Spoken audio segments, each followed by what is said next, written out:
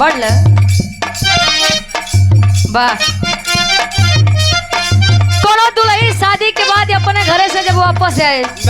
सुरेश चाचा जब ससुरे से वापस आए आस पड़ोस के जितना सखी सहेली है सवाल करते हैं हमारी की नहीं तब दुल्हिया बतावे कैसे बतावे आवाज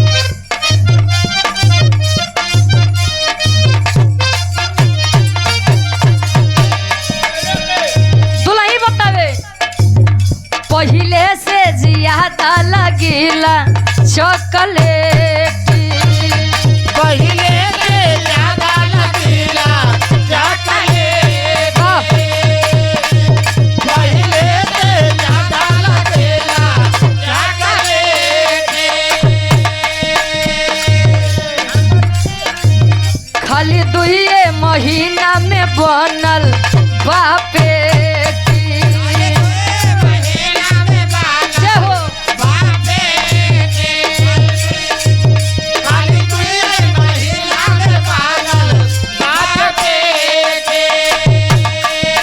पहले से ज्यादा लगीला चॉकलेट खाली 2 महीना में बनल बापेटी सब लइको कहे सुरेश चाचा ध्यान दिए रहा तोरे लायक बात बा कहे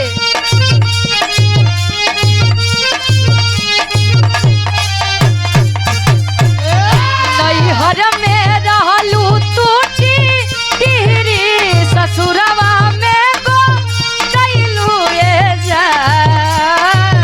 नैहर में रहलो क्या बात तेरे ससुरवा में गो दैलू ए जा नैहर में रहलो तेरे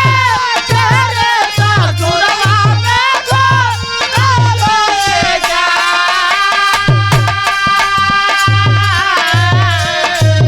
नैहर में रहलू टूटी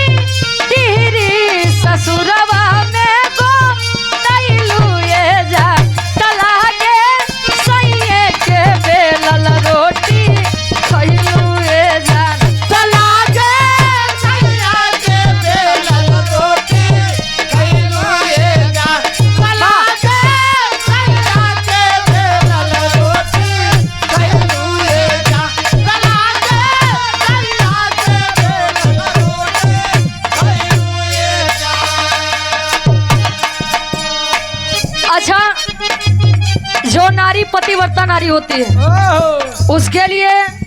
उसके पति के अलावा चाहिए जितना जैसा हो केहू मैटर रखबई नहीं करत हो आ तो देखा था मुड़ी रेत जावती है जवन जवन सत भतरी में हराज निकलत हैं हाँ पति के मरण सती जनी है सत भतरी में हरी है का जानिए का जाने ये सुल्तानपुर के बे घटना या हां होई होई है लेकिन हम तो प्रतापगढ़ सब जौनपुर के बॉर्डर पे ही ना जाय दे दुल्ही बतावे कैसे का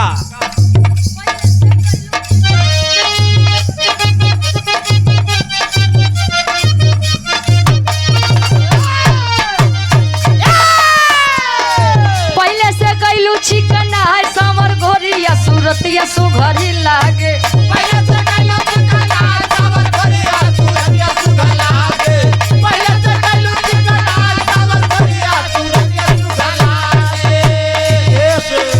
कैलू का ससुर में उपा है समर घोरिया लागेलू सबसे आगे कैलू का ससुरा में उपाय सावर भरिया लागेलू सबसे आगे ससुरा में कैलू का उपाय सावर भरिया लागेलू सबसे आगे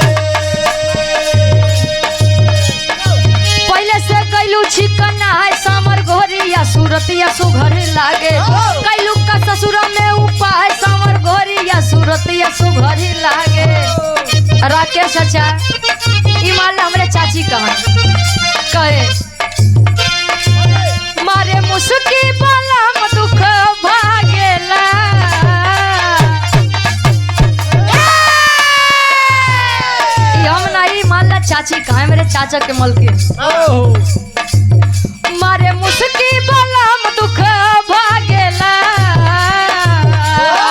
क्या बात है मोरा राजा के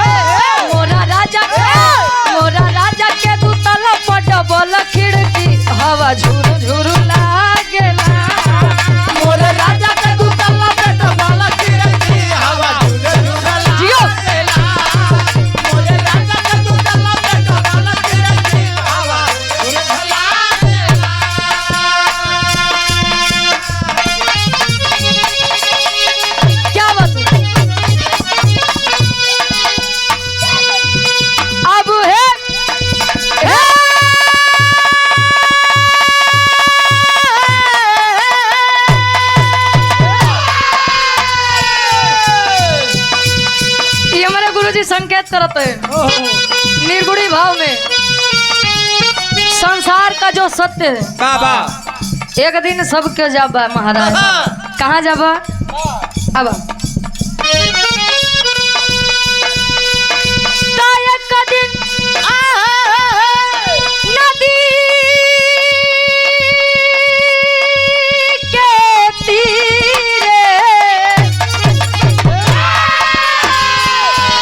अब जात रहली धीरे रे धीरे हम आखी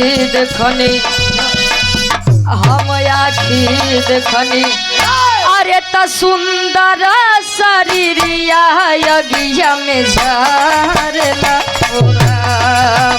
हम आखी देखनी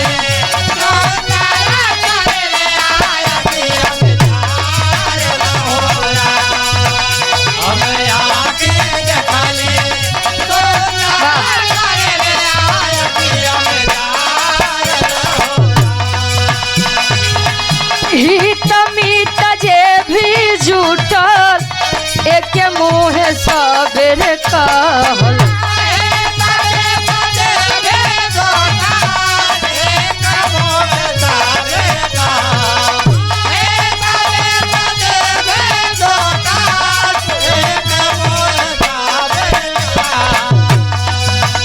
हित मीत जे भी जुटल अरे एक मुँह सबेरे कहल अब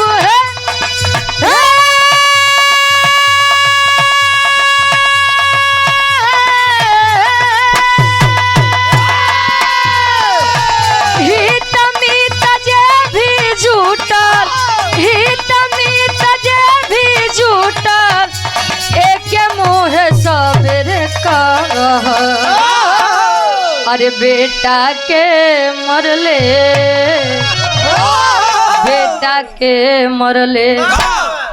अरे त बाबूजी के नासर तनवा जार लहोरा बेटा के मरले